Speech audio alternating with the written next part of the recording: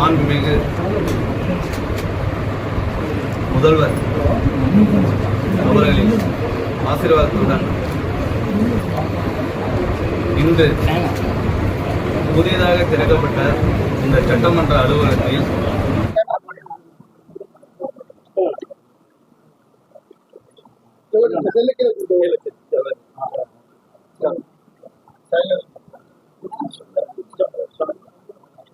மாண்புமிகு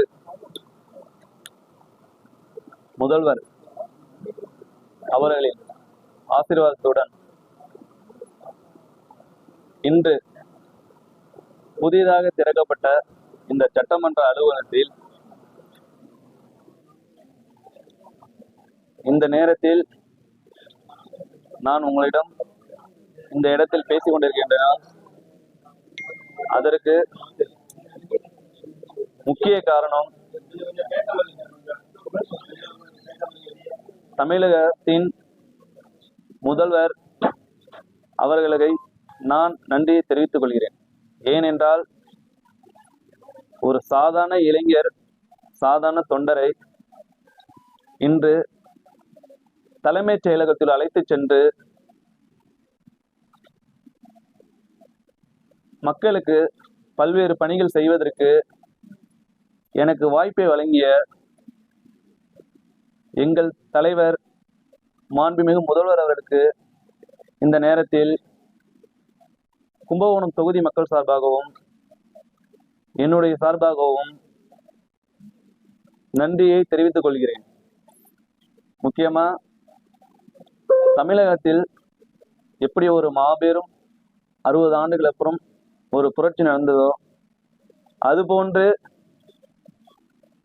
கும்பகோணம் தொகுதியும் ஒரு முக்கியமான ஒரு தொகுதி. ஏனென்று பார்த்தால் கடந்த 30 வருடமாக கும்பகோணத்தில் திமுக மட்டுமே வெற்றியடைந்து வந்தது. கும்பகோணம் மக்களும் பல மாற்றங்களை வேண்டி இருந்தனர். எனக்கு வாய்ப்பளித்த கழக தலைவர் அவரை நம்பி இந்த கும்பகோண தொகுதி மக்கள் என்னை சட்டமன்ற உறுப்பினராக தேர்ந்தெடுத்து அவர்களுக்கும் இந்த நேரத்தில் நான் நன்றியை தெரிவித்துக் கொள்கிறேன். என்னை தேர்ந்தெடுத்த கும்பகோண தொகுதி மக்களுக்கு நான் சொல்வது என்னவென்றால், என்னை நீங்கள் ஒரு சட்டமன்ற உறுப்பினராகவோ இல்லை ஒரு அமைச்சராக பார்க்க வேண்டாம். எந்த நேரத்திலும் உங்கள் வீட்டு பிள்ளையாக என்னை கருதி என்னை தொடர்பு கொள்ளலாம். உங்களுடைய சேவையை, உங்களுக்கு சேவை செய்ய மட்டுமே நான் வந்துள்ளேன். உங்களுக்கு என் வாழ்நாள் முழுவதும் கடமைப்பட்டுள்ளேன். நீங்கள் இல்லை என்றால் இந்த நேரத்தில் நான் இங்கே இல்லை. உங்கள் ஒவ்வொரு அடிப்படை தேவைகளையும் பூர்த்தி செய்து உங்களில் ஒருவனாக இருக்க வேண்டும் என்று நினைப்பதே நான் கருதுகிறேன். மேலும் பல வருடங்களாக கும்பகோணம் தொகுதிக்கு கிடைக்காத பல்வேறு அடிப்படை தேவைகள், கும்பகோணத்தை அங்கீகரிக்க தேவைப்படுகையான விஷயங்கள், அனைத்து சேவைகளையும் விரைவில் மாண்புமிகு முதல்வரிடம் கூறி கும்பகோணம் தொகுதி வளர்ச்சியை, மேம்பாட்டை, வளர்ச்சி பாதை கொண்டு செல்வதற்கு நான் உறுதியாக இருப்பேன் என்பதை இந்த நேரத்தில் உங்கள் அனைவருக்கும் சத்தியம் செய்து உறுதியளிக்கிறேன். நன்றி, வணக்கம்.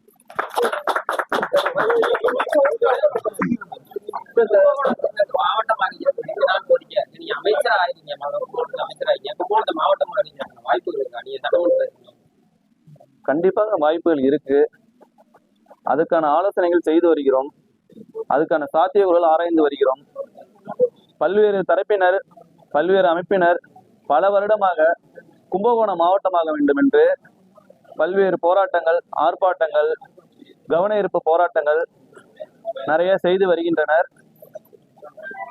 கும்பகோணின் பல வருட கோரிக்கையை முதல்வர் அவர்களிடம் தெரிவித்து விரைவில் அதற்கான ஏற்பாடுகள் செய்யப்படும். வேளாண்மைத்துறை அமைச்சராக்கிங்க, இது மாதிரியாக்கப்பட்ட வேளாண் மண்டலமா உருவாக்குறதுக்கு புதிய திட்டங்கள், ஒரு 100 கோடிக்கு மேல புதிய திட்டங்கள் தஞ்சை மண்டலத்துக்கு நிறைய திட்டங்கள் வந்து நாங்க வகுத்துட்டு தான் வந்துகிட்டு இருக்கோம். நிறைய ஆய்வு செய்துக்கிட்டு தான் வந்திருக்கோம். இப்ப நாங்க பார்த்தோன்னா ஆடுதுறை நெல் ஆராய்ச்சி நிலையெல்லாம் இருக்கு. அந்த சைடுல கல்லூரி கேட்டிருக்காங்க. அதுக்கான ஏற்பாடுகளும் நாங்க செய்து வருகிறோம். தொடர்ந்து விவசாயிகள் போராட்ட பண்ணிட்டாங்க. பயிர்க்கடன் தள்ளுபடியில வந்து முரண்பாடு இருக்கு. இந்த காப்பீடு திட்டத்துல முரண்பாடு தொடர்ந்து அவங்களுக்கான அந்த நியாயமான கோரிக்கைகள் எப்ப நிறைவேற்றிருக்காங்க? நீங்க கடந்த 10 வருஷம் பாத்தீங்கன்னா கடந்த 10 வருஷத்துல விவசாயிகளுக்கு வந்து எந்த ஒரு அரசாங்கமும் 6000 கோடி வந்த 40 நாட்களே வந்து செய்து கொடுத்தது கிடையாது. நாங்க வந்த 40 நாட்கள்ல வந்து விவசாயிகளுக்கு 6000 ரூபாய் கடன் தள்ளுபடி செய்திருக்கோம். மேலும் அதை ஆராய்ந்துட்டு மேலும் வரும் நாட்களில் முதல்வர்கள் வந்து விவசாயிகளுக்கான முழு கடன் தள்ளுபடியை பற்றி ஆலோசனை செய்து அறிவிப்பார். வேளாண் சார்ந்த தொழிற்சாலை அமைக்கப்படுமா? ஒவ்வொரு திட்டங்களா செயல்படுத்துவோம். முதல்ல நம்ம மாவட்டம் கேட்டிருக்காங்க, நிறைய கோரிக்கைகள் இருக்கு. ஒவ்வொரு திட்டமா செயல்படுத்துவோம். நாங்க 40 நாட்கள் ஆகுது. உங்க எந்த எல்லாத்துக்கும் வாய்ப்புகள் இருக்கு. அதுக்கான ஏற்பாடு நாங்க செயல்படுத்துவோம். வேலைக்கு வாழை மரத்துக்கு இன்சூரன்ஸ் உங்ககிட்ட சொல்லியிருந்தாங்க. வாழை மரம். ஆமா சார், அதுக்கு நாங்க ஆலோசனை கூட்டம் இந்த வாரம் இருக்குங்க சார். ஒவ்வொன்றுக்கும் நிதி சம்பந்தம் நிதி இல்ல, மின்சாரத்துல நிதி இல்லைன்னு அவங்க வெள்ளையேற்றி விட்டுருக்காங்க. நிதியமைச்சர் வெள்ளையேற்றி விட்டுருக்காரு. இப்ப வேளாண் துறையில அது மாதிரி ஊழல் நடந்திருக்கு அப்படிங்கிறதுக்கான வெள்ளையேற்றி வேளாண் துறை அமைச்சர் எல்லா துறையிலையும் வரும். எல்லா துறையிலும் வரும். காத்திருந்து பாருங்க, பொறுத்திருங்க. உணவு உற்பத்தியை பொறுத்த வரைக்கும் சத்தீஸ்கர் தெலுங்கானா மாவட்டம்லாம் வந்து தெலுங்கானா மாநிலம் வந்து இந்தியாவிலே முன்மாதிரியா இருக்கு.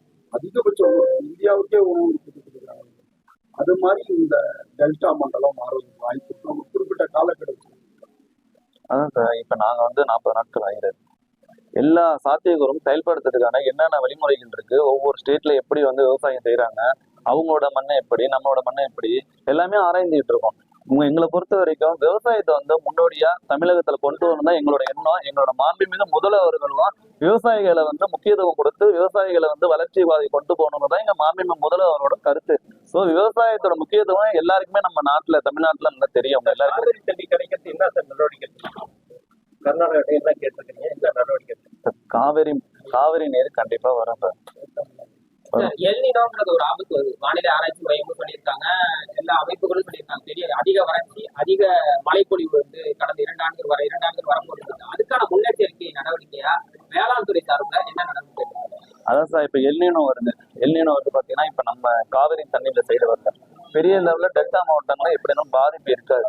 பட் எல்னினோ வரப்ப நம்ம விவசாயம் சார்ந்து அந்த நேரத்துல வந்து எந்தெந்த பயிர்கள் வந்து நம்ம சாகுபடி பண்ணுனா நல்லா இருக்குங்கிறதுக்காக நாங்க ஆராய்ச்சி அதை செய்து வரைக்கும்.